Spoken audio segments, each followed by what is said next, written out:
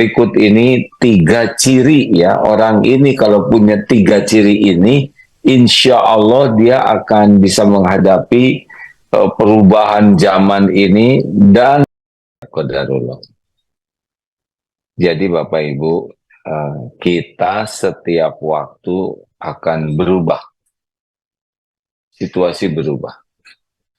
Siapa yang tidak sibuk merubah dirinya menjadi lebih baik, dia akan jadi korban perubahan. Tergilas. Tidak bisa tidak. Karena segala sesuatu itu oleh Allah ditakdirkan berubah setiap waktu. Nah, berikut ini ada 3 ciri nih. Ini saya lihat banyak mahasiswa yang cari jodoh ya di sini kan. Oh, saya itu mau istri yang solehah, hafizah, yang akhlakul karimah, yang orang tuanya kaya raya, yang pintar. Masalahnya kan dia mau tidak sama saudara itu aja ya, bukan kita yang mau ya.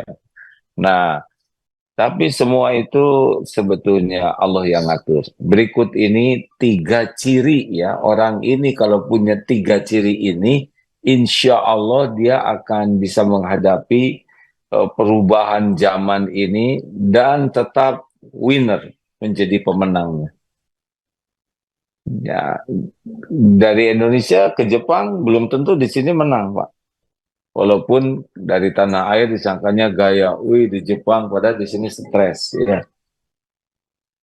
3 ciri orang yang akan siap menghadapi perubahan apapun dalam hidup ini. Yang pertama, ciri khas orang yang akan baiknya konsisten dan bahkan lebih baik adalah sabda Rasulullah SAW, man yuridillahu bihi khairan yufaqihu fiddin. Barang siapa yang dikehendaki Allah kebaikan baginya, ini hadis sahih Muslim, Allah memberikan paham agama. Jadi ciri pertama orang akan sukses terus menghadapi hidup ini adalah pembelajar sejati. Yaitu orang yang senang belajar dengan ikhlas dan senang mengamalkan ilmunya dengan ikhlas. Kenapa disebut pembelajar sejati? Kan ada yang tahu, ada yang paham, ada yang bisa. Beda itu. Tahu kuda, ini pertanyaan hadirin ya, tahu kuda, paham kuda. Jangan ngarang, setiap perkataan harus dipertanggungjawabkan. Tahu kuda, paham kuda, gitu. Jangan nyebut paham kalau belum paham, namanya bohong ya. Kalau belum, belum aja. Coba kalau sudah tahu kuda, paham kuda, apa bedanya tahu dengan paham? Kalau tahu itu hanya informatif. Kuda tahu, tapi paham itu harus dengan belajar sungguh-sungguh. Bisa berkuda, beda lagi. Yang tahu kuda belum tentu paham. Yang paham kuda juga belum tentu bisa berkuda. Karena bisanya berkuda itu harus berlatih. Tahu pesawat terbang? Nah, paham pesawat terbang? Bisa menerbangkan pesawat? Oh, beda ya. Nah, dalam pengetahuan Islam juga begitu. Banyak yang tahu sabar. Tahu? Paham sabar? Persis tadi waktu sholat. Tahu Al-Fatihah? Paham artinya? Tidak, ya. Apalagi mengamalkan. Jadi umat Islam mengamalkan Islam itu tidak cukup tahu sabar, tahu ikhlas. Tidak cukup, sama sekali tidak cukup. Tapi harus paham. Dan paham ini hanya bisa kalau dia belajar dengan niat ikhlas dan sesudah itu berusaha mengamalkannya. Tahukah apa yang paling prioritas dalam hidup ini apa? Yang paling penting, urgent dalam hidup ini, apa kira-kira? Halo, Bang. Bagaimana? Apa yang paling penting dalam hidup ini nggak ada tandingannya? Benar, meningkatkan iman. Ya, bukan meningkatkan penghasilan, meningkatkan iman. Bukan meningkatkan aset, meningkatkan iman. Karena al-mu'minul qawi khairun wa ahabbu ilallah minal mu'mini dhaif wa fi kulli khairun.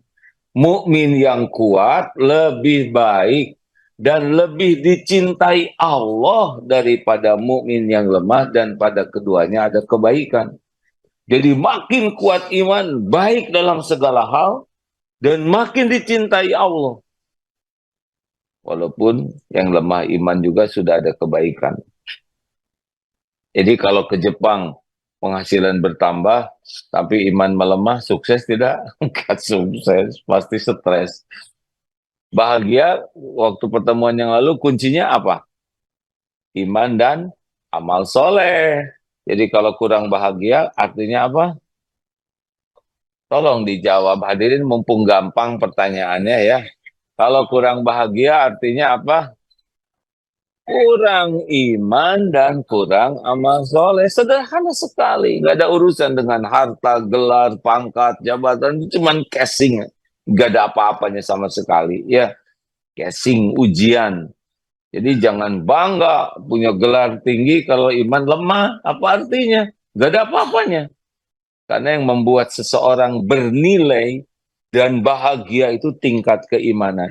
Dan pupuk iman adalah ilmu yang diamalkan. Makanya maaf Bapak Ibu, kalaupun pergi ke luar negeri manapun, kalau tidak sibuk belajar agama dengan sungguh-sungguh dan ikhlas, kenapa sih nyebut ikhlas terus dari tadi? Karena kalau tidak ikhlas, dia seperti keledai bawa buku, bukunya manfaat, tapi keledainya nggak dapat manfaat dari buku itu selain beban.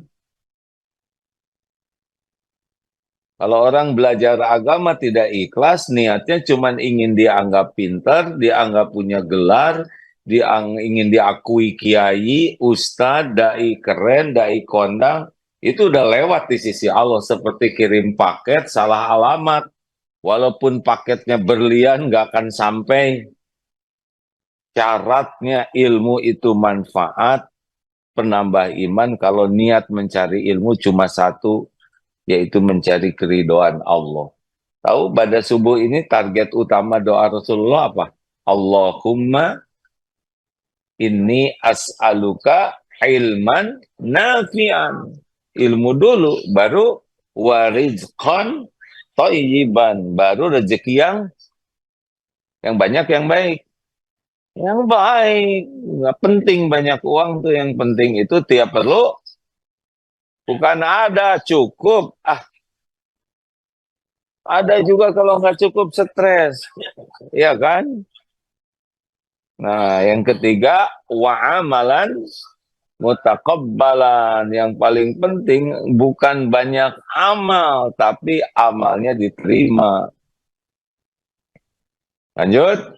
Nah, jadi Bapak Ibu, sebaiknya tidak usah bercita-cita bahagia kalau tidak semangat menuntut ilmu agama. Kalau tidak belajar agama dengan baik, dia tidak akan mengenal Allah.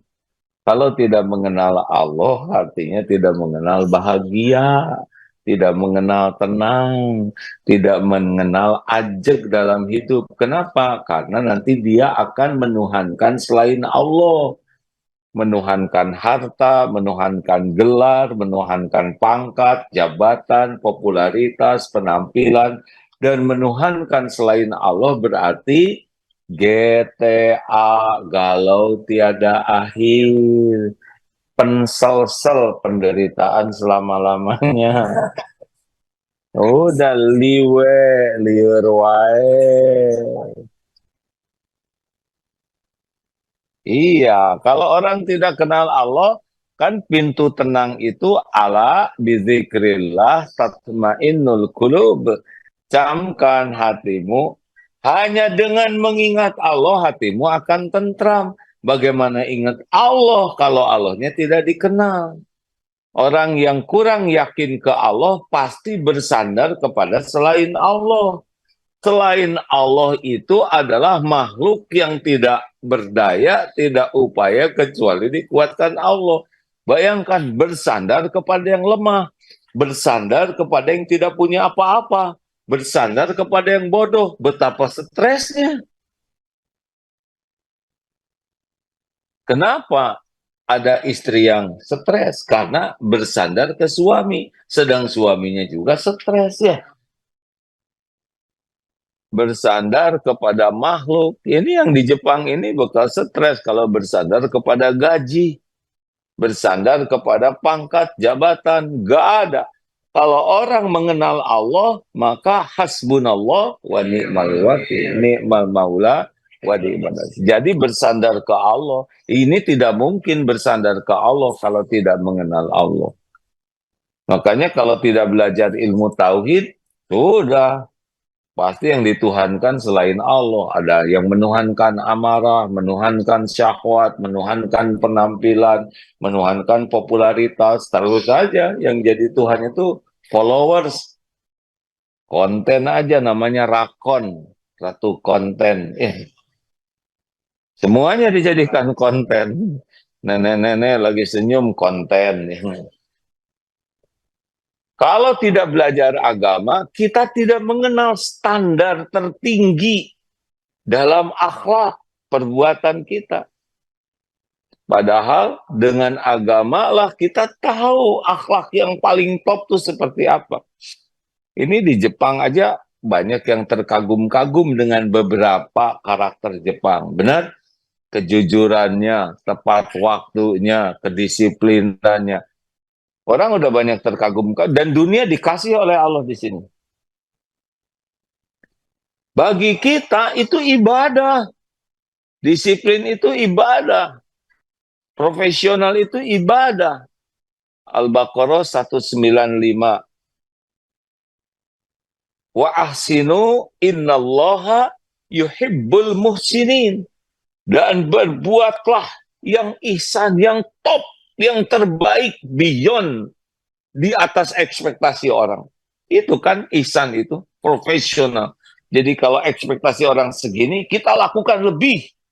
Itu pelajaran profesional yang sejati kan itu. Al-Baqarah 195 tuh. Karena kenapa kamu kok kerjanya bagus benar? Karena Allah mencintai orang yang profesional. Orang profesional demi karir. Orang profesional demi penghasilan. Bagi kita, profesional adalah amal soleh. Keren tidak tuh? Kayak kurang mendukung gini, kurang profesional ya. Kalau bagi saya tuh dahsyat sekali nih Pak. Kita profesional sebagai ibadah. Bayangkan, profesional karena diukur duit. Duit itu apa? Cuman uang. Ya kan kertas, benar? Bahkan sekarang nggak kelihatan lagi kertasnya ya. Jadi luar biasa. Seperti lelaki nih, suami berbuat baik ke istri. Kenapa? Sebaik-baik lelaki adalah yang paling baik ke istrinya. Karena itu amal soleh kita. Istri melakukan yang terbaik kepada suami, bukan supaya suami tidak berpaling ke lain hati. Kenapa? Karena itu amal soleh kita. Anak berbakti kepada orang tua.